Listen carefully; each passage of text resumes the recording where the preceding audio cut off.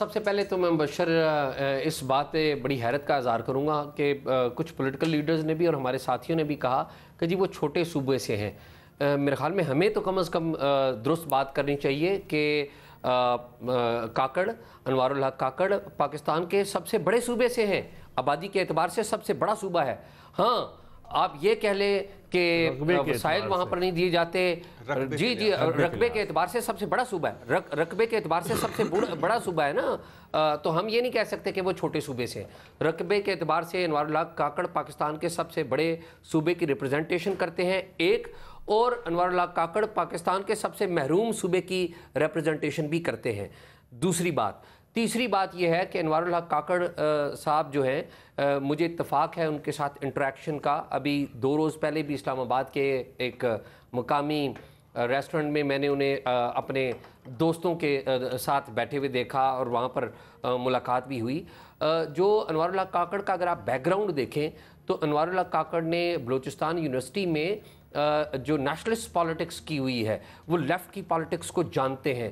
Stalin کو اور باقی جو لیڈر ہیں لیفٹ کے، ان کو پڑھا ہوا ہے، ان کی بایوگرافیز انہوں نے پڑھی ہوئی ہیں.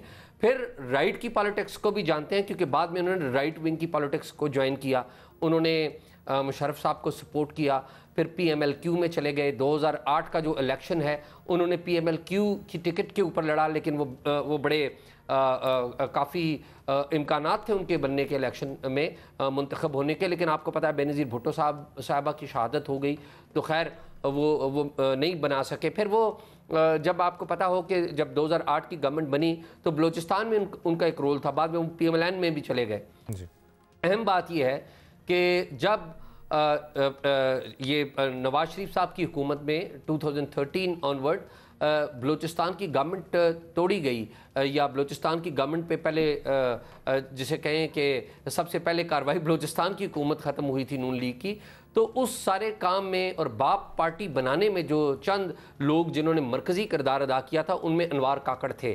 اور آپ کو یہ بھی بتا دوں میں کہ انوار کاکڑ اس وقت ہاٹ فیورٹ تھے چیئرمین سینٹ بنائے جانے کے لیے، لیکن جو صادق سنجرانی صاحب ہیں جو موجودہ چیئرمین ہیں، ان کے اس وقت کے جو آئی ایس آئی چیف ہیں جنرل فیض حمید، ان کے ساتھ بڑے قریبی تعلقات تھے، جس کی وجہ سے ایٹ دی 11th آور جو سینیٹر کاکڑ ہیں انوار الحق کاکڑ، ان کو چیئرمین سینٹ نہیں بنایا گیا، حالانکہ انہوں نے ایک پوری نئی جماعت بنانے میں کلیدی کردار ادا کیا تھا جام کمال صاحب کے ساتھ مل کے. اور پھر ہم نے دیکھا کہ صادق سنجرانی آ گئے، تو پھر ہم نے دیکھا کہ یہاں پر سینٹ میں وہ تھے.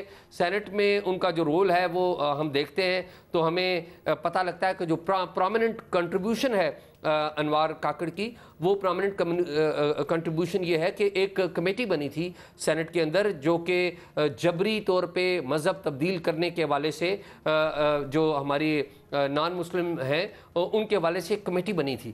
اس کمیٹی کے یہ سربراہ تھے اور انہوں نے ہیرنگز کی تھیں.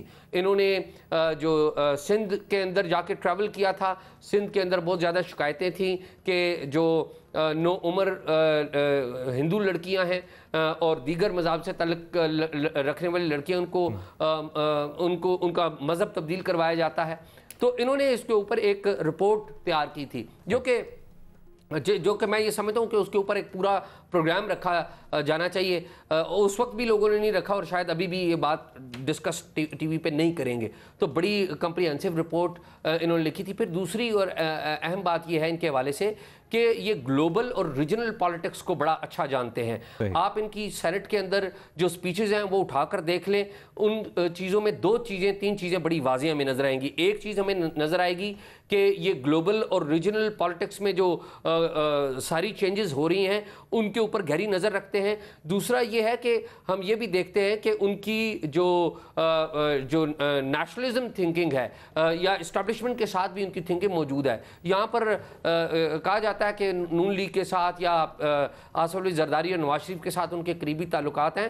تو میری جہاں تک معلومات ہیں، میرے کو بہت زیادہ ان سے کوئی تعلق نہیں رہا، لیکن ایز اے جرنلسٹ جو چیزیں میں جانتا ہوں، میرا یہ خیال ہے کہ یہ تمام پولیٹیکل پارٹیز کو جانتے ہیں، لیکن بڑے لیڈروں سے ان کے بہت زیادہ قریبی تعلقات نہیں ہیں۔